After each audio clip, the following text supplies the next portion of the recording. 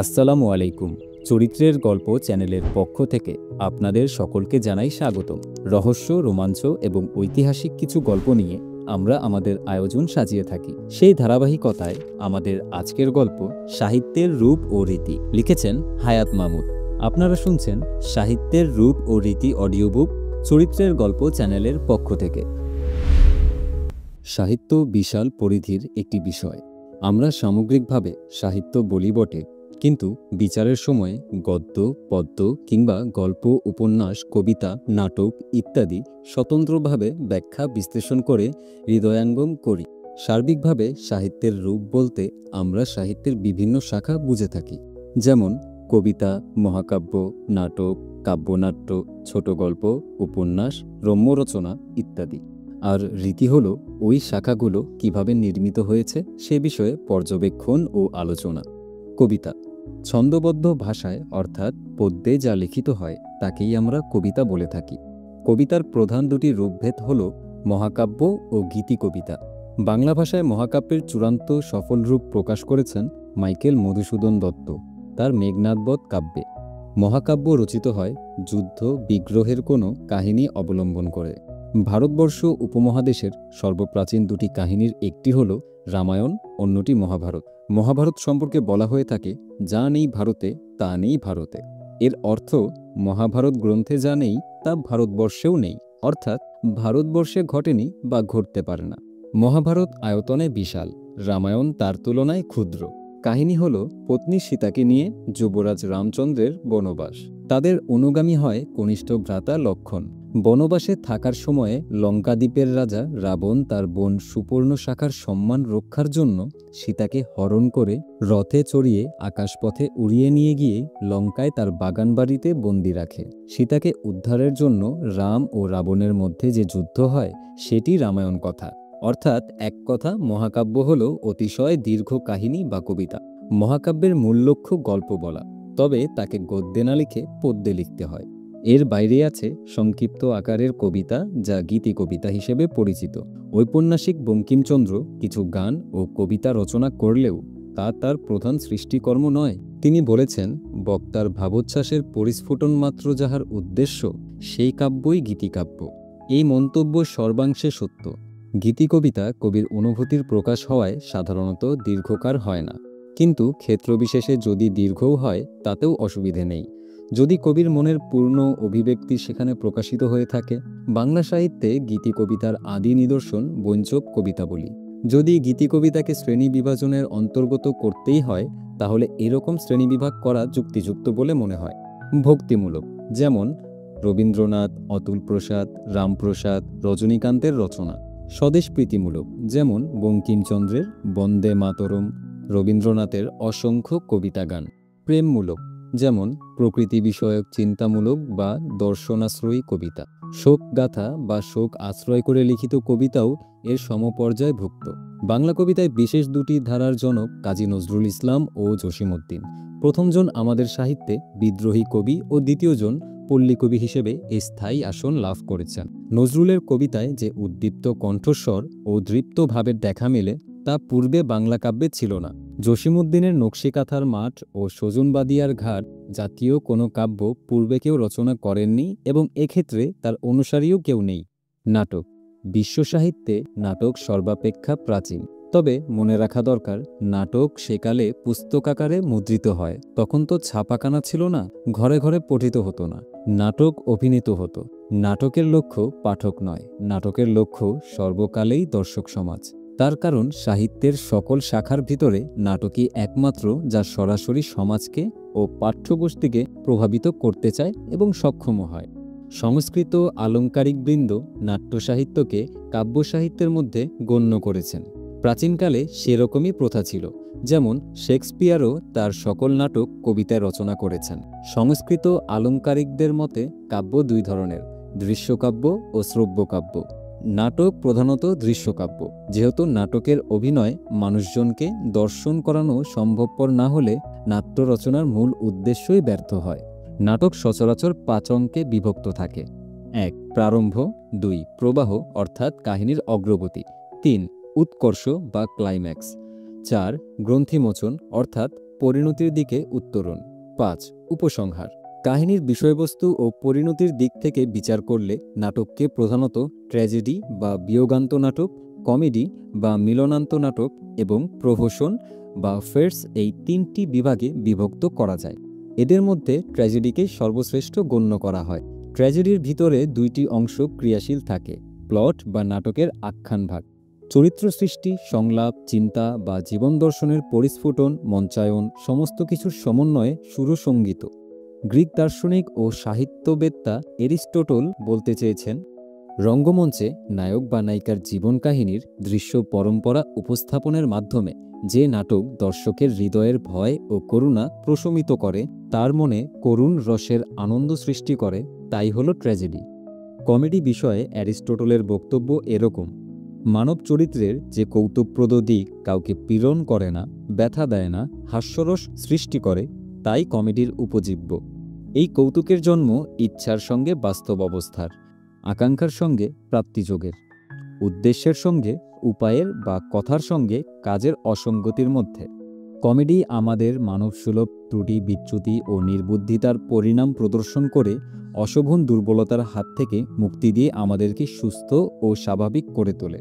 শ্রেণী বিন্যাসের বিবেচনায় নাটককে বহু শ্রেণীতে বিভক্ত করা সম্ভব, যেমন ধ্রুপদী বা ক্লাসিক্যাল নাটক, রোমান্টিক নাটক, অথবা ধরা যাক কাব্যধর্মী নাটক, সামাজিক নাটক, চক্রান্তমূলক নাটক, ঐতিহাসিক নাটক, পৌরাণিক নাটক, প্রহসন।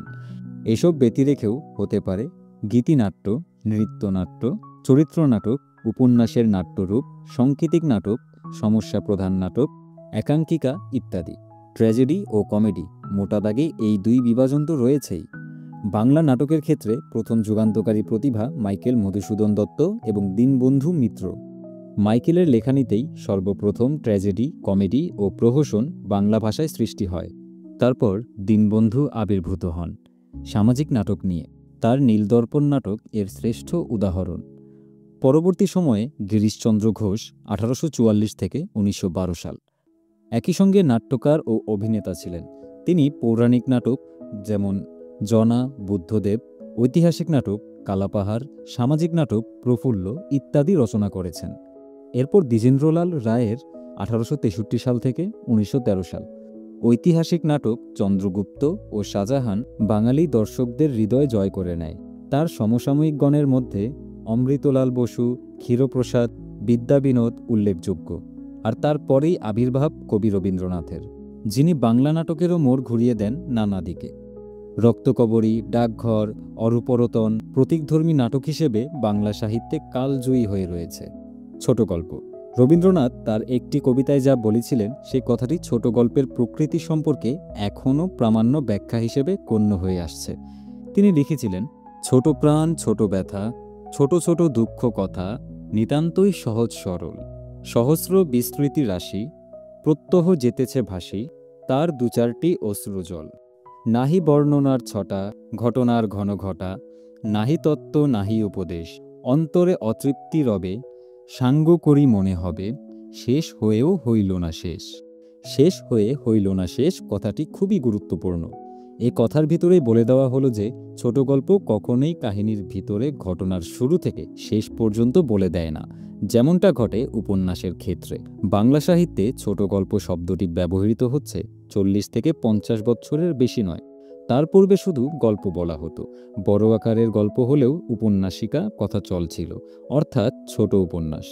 সাহিত্যের যত শাখা আছে, যেমন কাব্য, মহাকাব্য, নাটক, উপন্যাস ইত্যাদি, সেসবের মধ্যে ছোট গল্পই হচ্ছে বয়সে সর্বকনিষ্ঠ। ছোট গল্পেও থাকে উপন্যাসের মতোই কোনো না কোনো কাহিনীর বর্ণনা, তবে তা শুরু থেকে শেষ পর্যন্ত নয়, কাহিনীর ভেতর থেকে বেছে নেওয়া কোনো অংশ থাকে মাত্র। ইংরেজি সাহিত্যের উদাহরণ অনুসরণ করে বাংলায় যেমন উপন্যাস লিখিত হয়েছে, ছোট গল্পেরও অনুপ্রেরণা এসেছে পাশ্চাত্য সাহিত্য থেকেই। ছোট গল্প বলতে কোন ধরনের কাহিনী বোঝাবে, সে বিষয়ে বিশ্ববিখ্যাত মার্কিন ছোট গল্পকার এডগার অ্যালান পো 1809 থেকে 1849 মনে করতেন 8 ঘন্টা থেকে 2-1 ঘন্টার মধ্যে পড়ে ওঠা যায় এমন কাহিনী ছোট গল্প।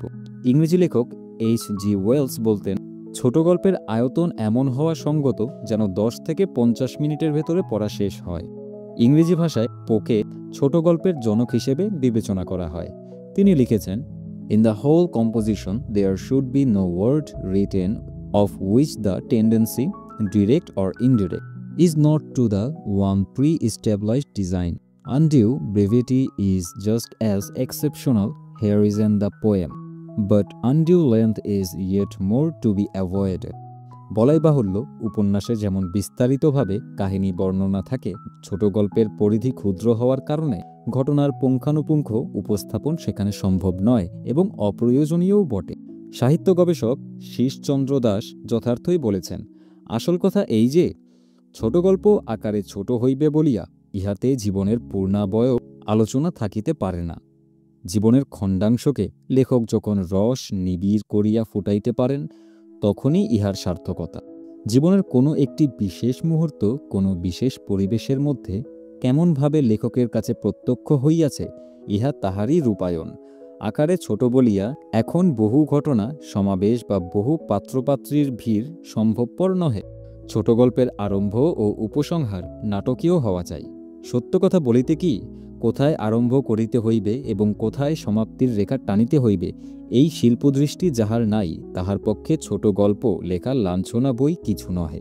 বাংলা ভাষায় সার্থক ছোট গল্পকারের অনন্য দৃষ্টান্ত রবীন্দ্রনাথ।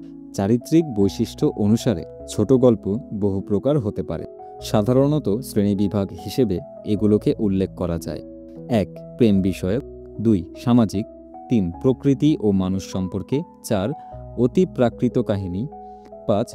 হাস্যরসাত্মক, 6. উদ্ভট কল্পনাশ্রয়ী, 7. সাংকেতিক বা প্রতীকধর্মী, 8. ঐতিহাসিক, 9. বিজ্ঞানভিত্তিক, 10. গার্হস্থ্য বিষয়ক, 11. মনস্তাত্ত্বিক, 12. মনুষ্যত্বের প্রাণীজগৎ, 13. বাস্তবনিষ্ঠ, 14. গোয়েন্দা কাহিনী বা ডিটেকটিভ গল্প, 15. বিদেশি পাঠভূমিকায় রচিত গল্প। আমাদের জন্য গর্বের বিষয় এটাই যে বাংলা ভাষায় উপরোক্ত সবকটি শ্রেণীর গল্পই বাঙালি গল্প লেখকবৃন্দ লিখে গেছেন ও এখনও লিখছেন। উপন্যাস সাহিত্যের শাখা প্রশাখার মধ্যে উপন্যাস অন্যতম। শুধু তাই নয়, পাঠক সমাজে উপন্যাসই সর্বাধিক বহুল পঠিত ও জনপ্রিয়তার শীর্ষে। উপন্যাসের কোনো একটি কাহিনী বর্ণিত হয়ে থাকে এবং কাহিনীটি গদ্যে লিখিত হয়। কিন্তু পূর্বে এমন এক সময় ছিল যখন কাহিনী পদ্যে লেখা হতো। তখন অবশ্য তাকে উপন্যাস বলা হতো না। যেমন বাংলা সাহিত্যের মধ্যযুগে সব ধরনের মঙ্গল কাব্যই ছন্দে রচিত এবং তাতে গল্প বা কাহিনী প্রকাশিত হয়েছে। তবু তাকে উপন্যাস না বলে কাব্যই বলা হতো, যেহেতু কবিতার ন্যায় তা ছন্দে রচিত হয়েছে। উপন্যাস রচিত হয় গদ্য ভাষায়। এই তথ্য অত্যন্ত প্রয়োজনীয়। ছন্দবদ্ধ রচনার অনেক পরে যেহেতু গদ্যের আবির্ভাব, তাই অপেক্ষাকৃত আধুনিককালেই গদ্যে কাহিনী লেখা হয়েছে। যেমন গল্প বা ছোট গল্প, উপন্যাস, রম্যকাহিনী ইত্যাদি। উপন্যাসের প্রধান উপজীব্য হল প্লট। ওই প্লট বা আখ্যানভাগ তৈরি হয়ে ওঠে গল্প ও তার ভিতরে উপস্থিত বিভিন্ন চরিত্রের সমন্বয়। বাংলা ভাষায় প্রথম সার্থক ও কালজয়ী এবং অনেকের মতে এখন পর্যন্ত শ্রেষ্ঠ ঔপন্যাসিক বঙ্কিমচন্দ্র চট্টোপাধ্যায়। 19 শতকের পূর্বে বাংলায় কোনো উপন্যাস রচিত হয়নি। ইংরেজি উপন্যাস পাঠ করে অনুপ্রাণিত হয়ে বঙ্কিম উপন্যাসের রচনায় হাত দেন। তার কপালকুণ্ডলা, বিষবৃক্ষ, চন্দ্রশেখর ইত্যাদি কালজয়ী কথাসাহিত্য। বঙ্কিমচন্দ্রের পরেই মহৎ ঔপন্যাসিক বলতে আমরা প্রধানত রবীন্দ্রনাথ ঠাকুর ও শরৎচন্দ্র চট্টোপাধ্যায়কে বুঝি। একটি পরিসংখ্যানে দেখা গেছে, পৃথিবীর যেখানে যত বাঙালি রয়েছে তাদের ভিতরে শরৎচন্দ্রই এখন পর্যন্ত সবচেয়ে বেশি পঠিত ও জনপ্রিয়। বাংলা সাহিত্যের আধুনিক যুগে অবশ্য তারাশঙ্কর বন্দ্যোপাধ্যায়, বনফুল, সমরেশ বসু, শহীদুল্লাহ কায়সার, আবু ইসহাক, মাহমুদুল হক, জ্যোতিপ্রকাশ দত্ত, হাসান আজিজুল হক প্রমুখ বিভিন্ন গল্পকার ও ঔপন্যাসিক খ্যাতি অর্জন করেছেন। উপন্যাস বহু রকমের হতে পারে, যেমন ঐতিহাসিক উপন্যাস, সামাজিক উপন্যাস, কাব্যধর্মী উপন্যাস, ডিটেকটিভ উপন্যাস, মনোবিশ্লেষণধর্মী উপন্যাস ইত্যাদি। বঙ্কিমচন্দ্রের সময়কালে ঐতিহাসিক উপন্যাস খুব জনপ্রিয় ছিল। তার সমসাময়িক রমেশচন্দ্র দত্ত তারই মতো বহু ইতিহাস আশ্রিত উপন্যাস রচনা করেছিলেন, যেমন মাধবী কঙ্কন, রাজপুত জীবন সন্ধ্যা, মহারাষ্ট্র জীবন প্রভাত ইত্যাদি। তবে তার সমসাময়িক শরৎচন্দ্র চট্টোপাধ্যায় যেভাবে বাঙালি পাঠক সমাজকে মন্ত্রমুগ্ধ করে জয় করে নেন, তার সমকক্ষ আর কাউকে দেখা যায় না।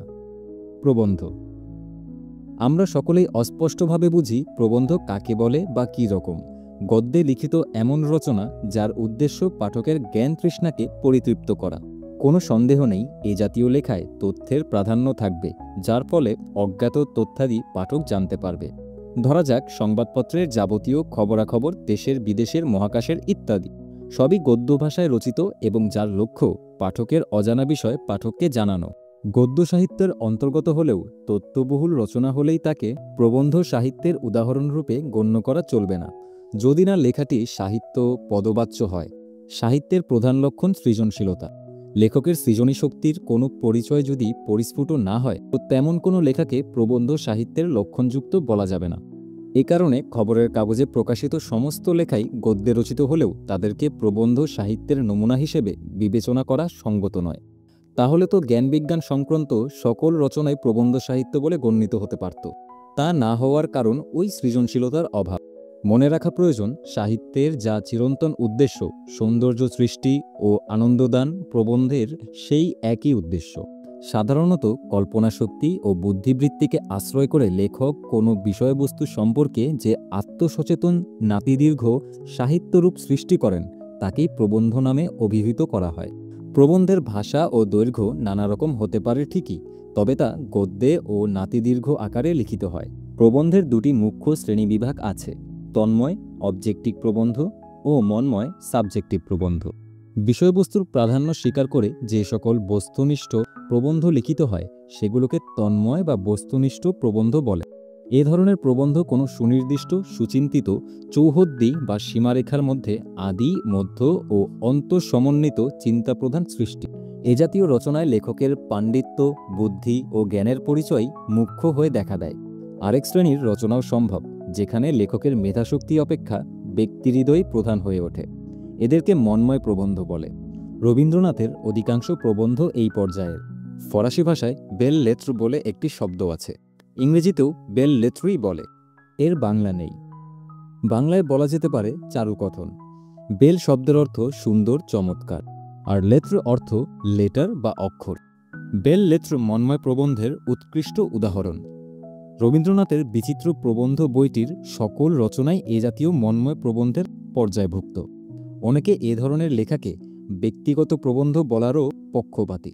রম্য রচনা নামে একটা কথা অনেকদিন যাবৎ ব্যক্তিগত প্রবন্ধ বোঝাতে চালু হলেও দুটি একজাতীয় লেখা নয়। বেল লেত্র বোঝাতে রম্য রচনা ব্যবহার করা ঠিক নয়, কারণ রম্য রচনা শব্দদ্বয়ের রম্য শব্দের ভিতরে এমন ইঙ্গিত রয়ে যায় যে লেখাটি সিরিয়াস বা গুরুগম্ভীর বিষয় নিয়ে নয়, অথচ রম্য রচনার বিষয় খুবই গুরুগম্ভীর হতে পারে। কিন্তু প্রকাশভঙ্গি ও ভাষা গুরুগম্ভীর না হলে চলবে না। বাংলা ভাষায় রচিত প্রবন্ধ সাহিত্য আয়তনে বিশাল এবং গুণগত মানে অতি উত্তম। রাজা রামমোহন রায় থেকে শুরু করে অদ্যাবধি তার প্রবাহমানতা কখনো ব্যাহত বা বাধাপ্রাপ্ত হয়নি। এতক্ষণ গল্পটি মনোযোগ দিয়ে শোনার জন্য আপনাকে অসংখ্য ধন্যবাদ। পরবর্তী গল্পগুলো সবার আগে শুনতে চাইলে চ্যানেলটিকে সাবস্ক্রাইব করে রাখুন। আপনার মূল্যবান মতামত আমাদের কাছে অত্যন্ত গুরুত্বপূর্ণ, এবং আপনার পছন্দের কোনো গল্প অডিও বুক আকারে শুনতে চাইলে তা আমাদের কমেন্ট করে জানাতে পারেন। আজকের মতো এখানেই বিদায় নিচ্ছি। দেখা হবে খুব শীঘ্রই নতুন কোনো গল্প নিয়ে। ততক্ষণ পর্যন্ত সবাই ভালো থাকবেন, সুস্থ থাকবেন। খোদা হাফেজ।